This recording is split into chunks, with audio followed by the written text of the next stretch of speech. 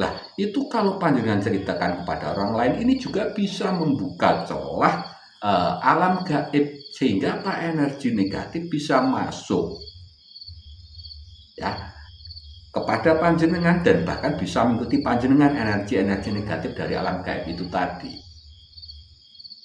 sehingga panjenengan bisa berdampak tidak bagus. Bisa saja membuat panjenengan sering sakit, atau bisa celaka, atau bahkan urusannya bisa sampai ke nyawa. Nah, ini bahayanya di situ. Lah, boleh panjenengan ceritakan, tetapi itu tadi ya, orang yang betul-betul panjenengan percayai, dan orang yang mampu atau panjenengan istilahnya orang yang betul-betul tahu tentang dunia spiritual, dan bisa orang yang tahu betul-betul tentang energi-energi alam gaib. Ojo turu sore kaki, ono diwanganglang jagat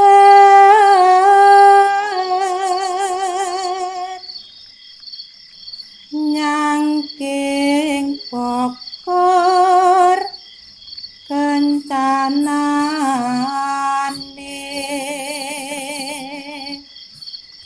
isine dungote tulak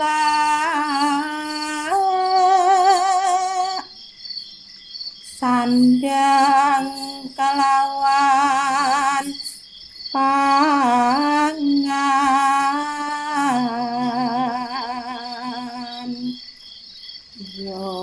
iku bagian nipun wong melek sabar narima.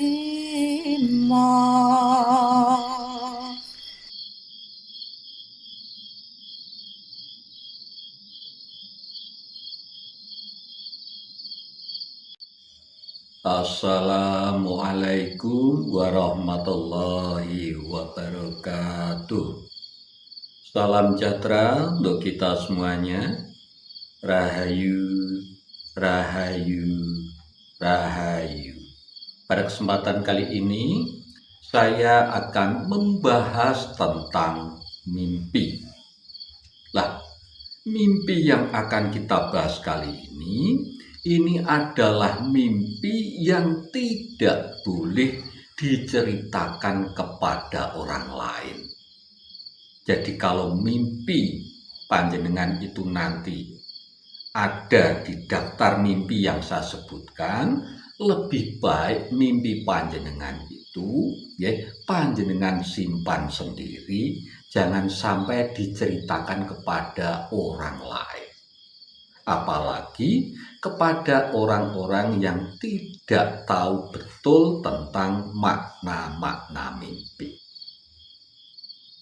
Karena akibatnya, bila mimpi ini panjenengan ceritakan kepada orang lain, itu bisa membawa petaka, atau bahkan bisa membuka celah gerbang gaib, sehingga panjenengan kadang bisa susah, kadang juga rezeki panjenengan bisa kurang baik. Ya. Nah, menurut keilmuan Jawa kuno, mimpi ini kan dibagi menjadi 3 ya. Yaitu titiyoni, gondoyoni, dan puspotajem, atau kacitro, kasudarsono, dan kadorodase.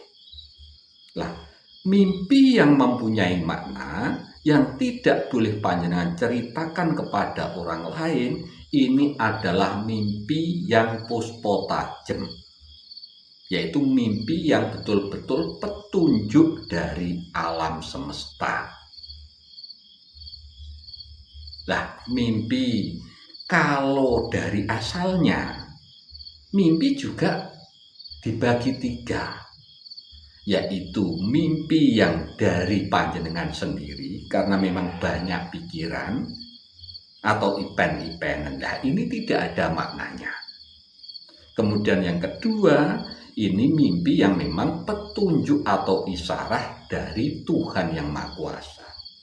Dan yang ketiga, bisa mimpi yang berasal dari makhluk yang tidak baik energinya, yang bisa dikatakan dari setan.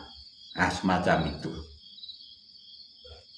Langsung saja, mimpi-mimpi apa saja yang tidak boleh panjenengan ceritakan kepada orang lain, kecuali memang orang yang betul-betul tahu dan orang yang panjenengan percaya atau guru panjenengan secara spiritual, itu baru boleh.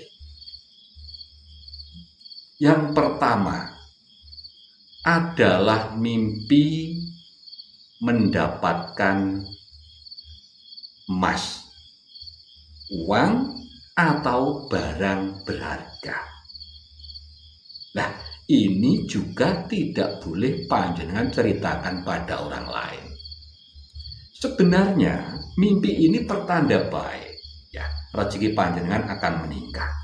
Tetapi kalau panjenengan ceritakan kepada orang banyak, ini maknanya nanti akan berubah. Yaitu bisa saja panjenengan mendapatkan sakit atau bahkan celaka. Nah, maka supaya energi dari mimpi panjenengan ini tidak bocor, maka lebih baik panjenengan pendam sendiri. Dan terus berdoa dan positive thinking, memohon kepada Tuhan yang Maha Kuasa bahwa mimpi panjenengan mendapatkan emas, uang atau barang berharga, itu panjenengan akan mendapatkan anugerah atau rezeki panjenengan akan baik. Nah, itu. Kemudian yang nomor 2, mimpi yang menurut Primbon Jawa ini juga tidak boleh panjenengan ceritakan kepada orang lain. Ini adalah mimpi bertemu dengan leluhur atau orang yang sudah meninggal. Contohnya begini, pas panjenengan tidur, kok mimpinya ini bertemu dengan orang tua panjenengan yang sudah meninggal, atau mbah panjenengan, kakek nenek, buyut, atau orang yang tidak panjenengan kenal, tetapi di dalam mimpi itu tadi sangat akrab. Nah, itu bisa saja dari leluhur panjenengan. Nah, ini juga tidak boleh panjenengan ceritakan sembarangan kepada orang lain. Karena mimpi ini sebenarnya adalah hubungan komunikasi antara panjenengan di dunia nyata ini dengan dunia gaib, dunia materi dan dunia gaib. Dan biasanya kalau mimpi bertemu dengan leluhur atau orang yang sudah meninggal, itu sifatnya adalah sifat pribadi dan juga sangat bersifat sakral. Dan biasanya setelah mimpi itu panjenengan ingat-ingat terus, kemudian ada rasa yang betul-betul panjenengan tidak mudah lupakan. Nah, ini sebenarnya pertanda baik karena biasanya membawa pesan, ya. Ada petuah-petuah di situ yang berupa simbol-simbol. Nah, ini kalau panjenengan ceritakan kepada orang lain, itu nanti akan berubah maknanya. Bisa saja panjenengan nanti dikatakan halu, padahal panjenengan mimpinya itu adalah pas puspo tajem atau mimpi yang memang betul-betul mempunyai makna, yaitu antara jam 3 sampai menjelang subuh, ya. Jam setengah 3, jam 3 atau menjelang subuh, itu mimpi puspo tajem. Kalau titioni itu mimpi sore, ya. Tidur sore jam 9, 10, sebelum jam 12 panjenengan mimpi lah, itu tidak ada maknanya. Biasanya yaitu tadi, ya, kebanyakan pikiran atau ipen-ipenan. Kalau gondoyoni itu mimpi yang betul-betul panjenengan tidur dan sangat lelap, biasanya jam 12 malam, jam 1, ya. Itu juga tidak ada maknanya, bisa dianggap itu bunga tidur karena memang orang tidur itu mimpi ya, itu bunga tidur. Tetapi yang mempunyai makna yang puspotajem tadi atau kadorodasih, itu mempunyai makna, yaitu antara jam 2:30 sampai subuh atau menjelang subuh. Itu mempunyai makna. Apalagi kalau panjenengan mimpi itu tadi sebelumnya panjenengan tirakat atau berpuasa atau apa gitu, pas tidur kok mimpinya pas puspotajem, itu mempunyai makna. Gitu ya. Jadi yang nomor 2 tadi adalah yang mimpi bertemu dengan leluhur atau orang yang sudah meninggal. Itu jangan sampai panjenengan ceritakan sembarangan kepada orang lain, karena di situ biasanya ada pesan-pesan khusus atau petuah-petuah gaib yang berupa simbol-simbol. Kemudian yang selanjutnya, yang nomor 3, mimpi yang tidak boleh panjenengan ceritakan sembarangan kepada orang lain. Ini kalau panjenengan mimpi menemukan benda pusaka atau benda-benda bertuah gitu, benda-benda sakti, entah itu berupa keris, cincin ataupun batu-batu mustika semacam itu. Itu juga jangan sampai panjenengan ceritakan sembarangan kepada orang lain, karena biasanya panjenengan dititipi energi-energi gaib yang sifatnya positif. Itu kalau panjenengan ceritakan kepada orang lain, ini juga bisa membuka celah alam gaib, sehingga energi negatif bisa masuk ya kepada panjenengan, dan bahkan bisa mengikuti panjenengan energi-energi negatif dari alam gaib itu tadi, sehingga panjenengan bisa berdampak tidak bagus. Bisa saja membuat panjenengan sering sakit, atau bisa celaka, atau bahkan urusannya bisa sampai ke nyawa. Ini bahayanya di situ. Boleh panjenengan ceritakan, tetapi itu tadi orang yang betul-betul panjenengan percayai, dan orang yang mampu atau panjenengan istilahnya orang yang betul-betul tahu tentang dunia spiritual, dan bisa orang yang tahu betul-betul tentang energi-energi alam gaib. Ini boleh panjenengan ceritakan, tetapi jangan sampai kepada orang lain yang sembarangan apalagi. Itu. Kemudian yang selanjutnya, mimpi yang tidak boleh panjenengan ceritakan pada orang lain adalah ketika panjenengan mimpi melihat diri panjenengan sendiri, dan di dalam mimpi itu tadi diri panjenengan itu tadi mati. Jadi panjenengan melihat diri panjenengan sendiri, dan waktu itu panjenengan mati di situ. Ini juga tidak boleh panjenengan ceritakan kepada orang lain secara sembarangan. Sebenarnya makna mimpinya bagus. Mimpi melihat diri sendiri sedang mati itu sangat bagus. Karena apa? Di situ panjenengan sedang mengalami peralihan besar sebenarnya. Peralihan dalam hal apa? Dalam bidang hidup. Dalam hidup panjenengan itu mengalami perubahan besar, peralihan besar. Baik masalah rohani, masalah batin, atau bahkan ilmu dan pemahaman jiwa. Itu. Tetapi kalau ini panjenengan ceritakan pada sembarangan orang, nanti maknanya bisa berbias. Nanti tidak ketemu dari makna yang sebenarnya mimpi panjenengan. Ini akan berpengaruh terhadap diri panjenengan sendiri.